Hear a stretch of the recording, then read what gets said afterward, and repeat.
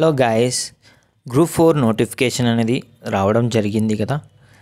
మన అప్లికేషన్లు కూడా త్వరలోనే స్టార్ట్ అవుతాయని నోటిఫికేషన్ అనేది రిలీజ్ అయితే చేసింది. అయితే ఈ నోటిఫికేషన్ అనేది రిలీజ్ చేసింది కదా, అంటే ఇప్పటి వరకు ప్రిపరేషన్ అనేది స్టార్ట్ చేయలేరు కొంతమంది ఆల్రెడీ స్టార్ట్ చేసిరు, కొంతమంది ఏమో స్టార్ట్ చేయలేరు. వాళ్ళు గెట్ ఇన్ కావచ్చా ఎగ్జామ్ అనేది చాలామంది టెలిగ్రామ్లో మెసేజెస్ అనేది చేస్తున్నారు. ఓకే, అయితే ఈ వీడియో దాని గురించే. ఓకేనా, ఈ వీడియో స్కిప్ చేయకుండా చూడండి. మీరు ఎలా టైం టేబుల్ అనేది షెడ్యూల్ చేసుకోవాలి. ఈ గ్రూప్ 4కి ప్రిపేర్ అయ్యే వాళ్ళు కొందరు జాబర్స్ ఉంటారు, హోమ్ మేకర్స్ ఉంటారు, అండ్ అంటే దాని గురించే పర్టికులర్గా గ్రూప్ 4 గురించే పర్టికులర్గా ప్రిపేర్ అయ్యే వాళ్ళు కూడా ఉంటారు. అంటే వాళ్ళు టైమింగ్స్ అనేది ఎలా అడ్జస్ట్ చేసుకోవాలో మనం ఈ వీడియోలో చూద్దాం. ఓకే, ఫస్ట్ ఆఫ్ ఆల్ మనం ఇంతవరకు కూడా డిస్కస్ చేయలేం కదా పేపర్ గురించి. అయితే మనం ఫస్ట్ ఆఫ్ ఆల్ అనేది పేపర్ గురించి డిస్కషన్ చేసుకున్న తర్వాత ముందుకెళ్దాం. ఓకే, ఫస్ట్ పేపర్ 1 వచ్చేసి జనరల్ స్టడీస్, సెకండ్ 1 వచ్చేసి secretarial abilities. First number of questions వచ్చేసి టోటల్గా 300 క్వశ్చన్స్ కదా, 300 మినిట్స్. అంటే పేపర్ 1 అండ్ పేపర్ 2 కలిపేసి 5 అవర్స్. అయితే ఈచ్ పేపర్ వచ్చేసి 2.5 అవర్స్ కదా. ఈ 2.5 అవర్స్లోనే మనం 150 బిట్స్కి మినిమం ఈ 150 300 బిట్స్ కదా. 300 బిట్స్కి లాస్ట్ ఇయర్ కట్ ఆఫ్ వచ్చేసి జనరల్ 180 కట్ ఆఫ్ ఉన్నది. అంటే ఫస్ట్ ఆఫ్ ఆల్ ఈ 180 కట్ ఆఫ్ని బేస్ చేసుకొని మనం పేపర్ 1 అండ్ పేపర్ 2 అనేది ప్రిపరేషన్ అనేది అవ్వాలి. మ్యాక్సిమం స్కోరింగ్ వచ్చేసి పేపర్ 2లోనే స్కోర్ అనేది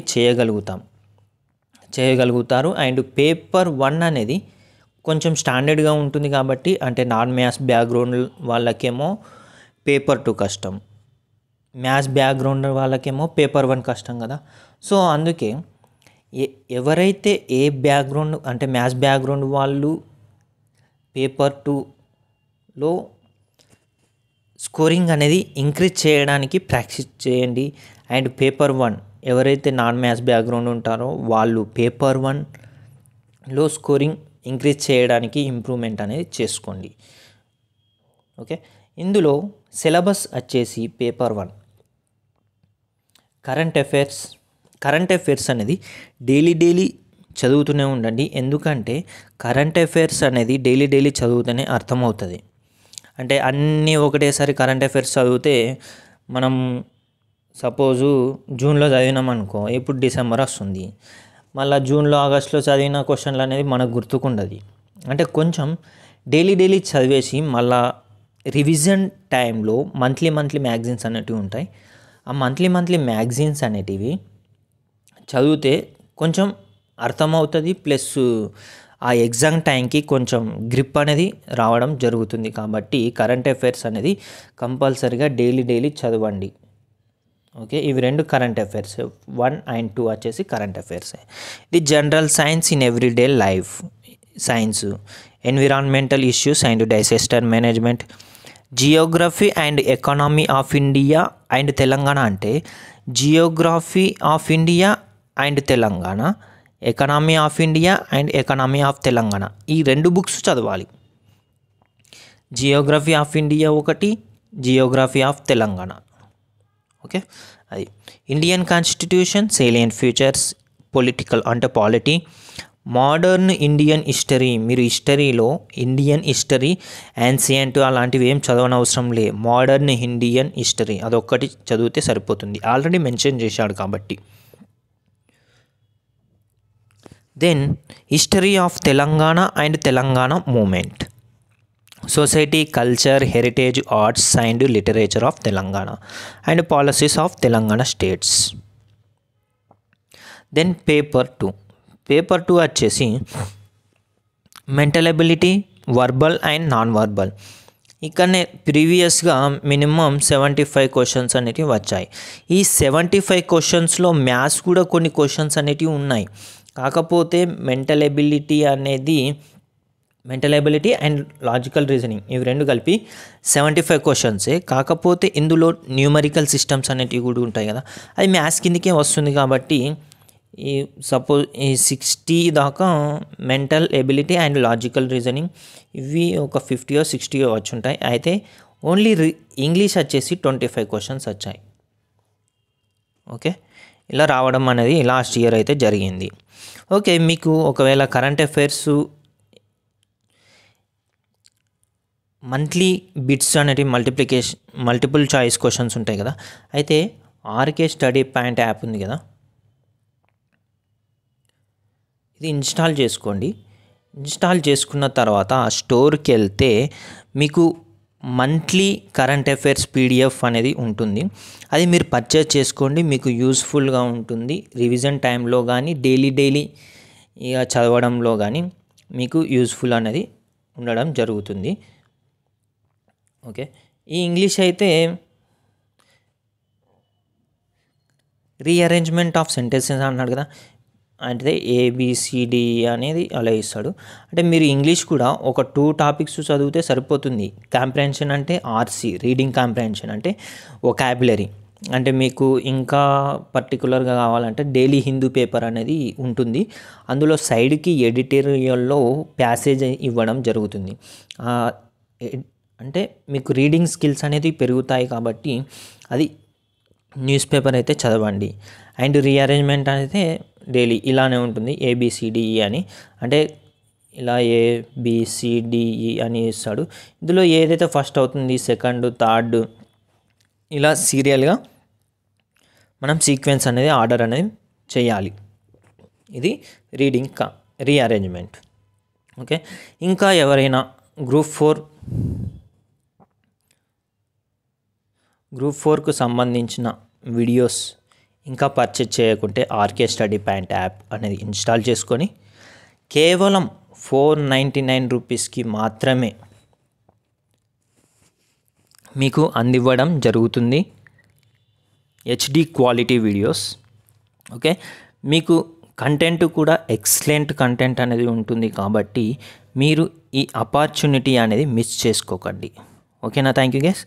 అయితే మనం ఇప్పుడు షెడ్యూల్ చేసుకోవాలనుకున్నాం కదా, అయితే ఇప్పుడు షెడ్యూల్ గురించి మనం డిస్కస్ చేద్దాం. అయితే మినిమం 10 to 12 అవర్స్ అన్న చదవాలి. చదివితేనే జాబ్ అనేది పక్కాగా వస్తుంది. ఈ 10 to 12 అవర్స్ అనేది మధ్యలో ఫోన్స్ చూడకుండా అలాంటివి చేస్తూ చదివితేనే మీకు కన్వీనియంట్గా ఉన్న ప్లేస్, రోజు ఏదైతే ప్లేస్లో కూర్చుంటారో అదే ప్లేస్లో కూర్చుంటే మీకు కన్వీనియంట్ అనేది రోజుకింత చదవడానికి ఇంట్రెస్ట్ అనేది పెరుగుతుంది. కానీ తగ్గడం అనేది జరగదు. అంటే ఈరోజు ఒక ప్లేస్లో, రేపు ఒక ప్లేస్లో, ఎల్లుండి ఒక ప్లేస్లో అలా కూర్చుంటే మీ కాన్సన్ట్రేషన్ అనేది అంతగా ఉండదు. కాబట్టి రోజు ఒకే ప్లేస్లో కూర్చోండి. ఆ ఒక ప్లేస్లో కూర్చున్న టైంలో ఫోన్స్ అనేటివి పక్కకు పెట్టండి.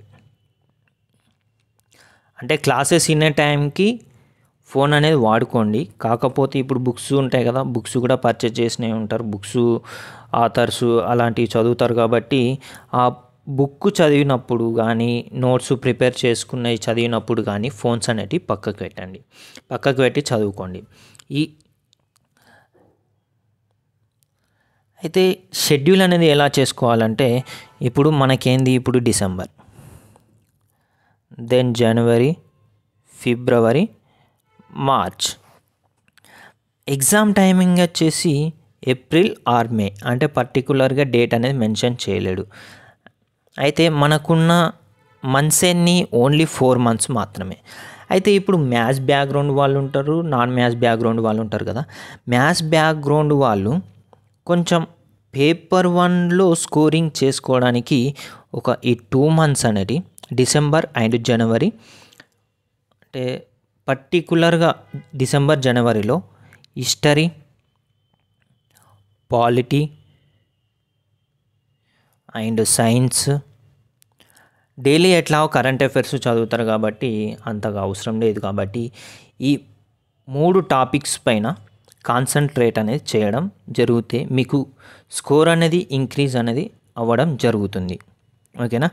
అండ్ ఫిబ్రవరి మార్చ్ వచ్చేసి రిమైనింగ్ సబ్జెక్ట్స్ ఉంటాయి కదా, పాలిటీ కానీ అండ్ తెలంగాణ హిస్టరీ అంటే హిస్టరీకి సంబంధించిన అన్ని Indian history, world history, Telangana history and Telangana culture and movement ఉన్నాయి కదా టోటల్గా అది.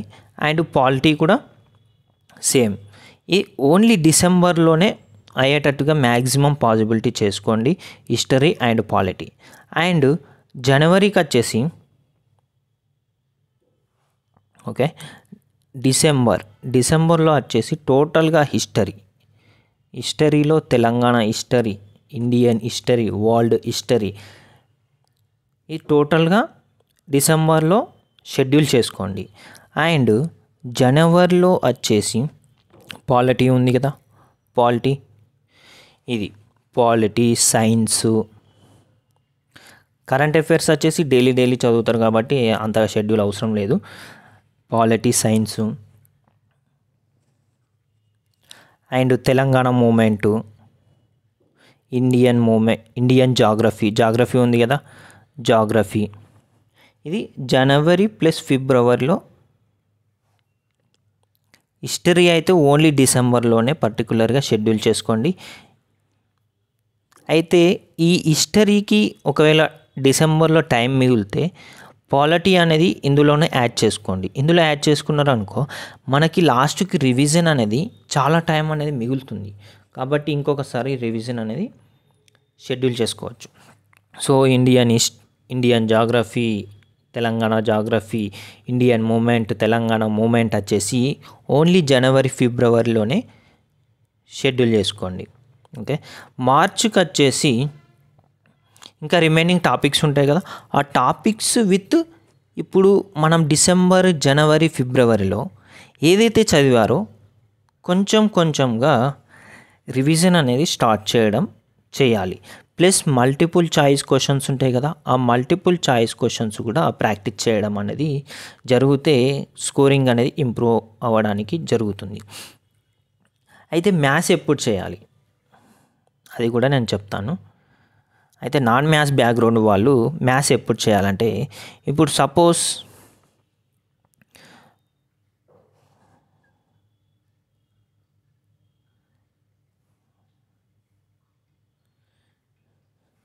ఇదేమో పేపర్ 1 అండ్ పేపర్ 2 కదా. పేపర్ 2 వచ్చేసి ఇప్పుడు సపోజ్ మీరు 10 అవర్స్ చదివారనుకో, పేపర్ 1 వచ్చేసి కనీసం 6 to 7 అవర్స్ అయితే చదవండి. అండ్ పేపర్ 2 వచ్చేసి మినిమం 2 to 3 అవర్స్ చదివితే సరిపోతుంది. ఓకే. అయితే బ్యాంకింగ్, ఎస్ఎస్సి ప్రిపేర్ అయ్యే వాళ్ళు ఈ పేపర్ 2 ప్రాక్టీస్ చేసినా చేయకున్నా సరిపోతుంది. అయితే మరీ చేయకుండా అంటే మళ్ళీ ప్రాక్టీస్ అనేది కొంచెం అయిపోతుంది కాబట్టి కనీసం ఒక 2 అవర్స్ అన్న పేపర్ 2 అనేది ప్రాక్టీస్ చేయడానికి షెడ్యూల్ చేసుకోండి. పేపర్ 1 అయితే కంపల్సరీ 6 to 7 అవర్స్ ప్లస్సే చదవడానికి చూడండి. అయితే మరి షెడ్యూల్ అనేది ఎలా చేసుకోవాలి? షెడ్యూల్ వచ్చేసి మీ పైనే ఆధారపడి ఉంటుంది. అయితే ఒకళ్ళేమో 5కి లేస్తారు, కొందరేమో 4కి లేస్తారు, కొందరేమో 6కి లేస్తారు.